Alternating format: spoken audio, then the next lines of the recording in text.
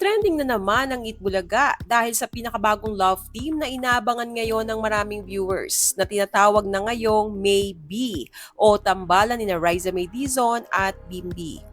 Sa episode ngayong Martes, June 30, 2026, nagbahagi ang TVJ ng isang maiksing video clip kung saan makikitang todo ang saya ni Bimbi habang nag-host. Kapansin-pansin din na panayang yakap niya kay Riza May Dizon. Dahil sa malaking agwat ng kanilang height, sa leeg na halos nayayakap ni Bimbi si Riza. Bagay na lalong ikinatuwa ng kanilang mga taga-suporta. Mukhang nag-enjoy din naman si Riza sa pagsama kay Bimbi sa programa.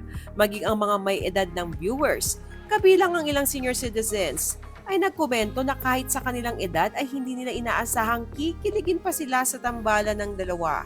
May ilan pang nagsabi na tila may pagkakahuwig umano ang tambalan ni Riza at Bimbi sa naging kasikatan noon ng Aldab.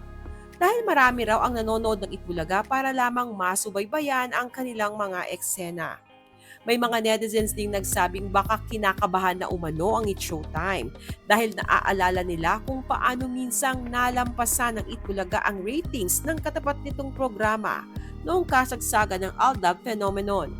Totoo bang crush mo ko nun? Cute ka nga, no? Oo, hindi lang eh. Follow-up question dun sa number 1. Crush mo pa ba ako ngayon? Ano ba?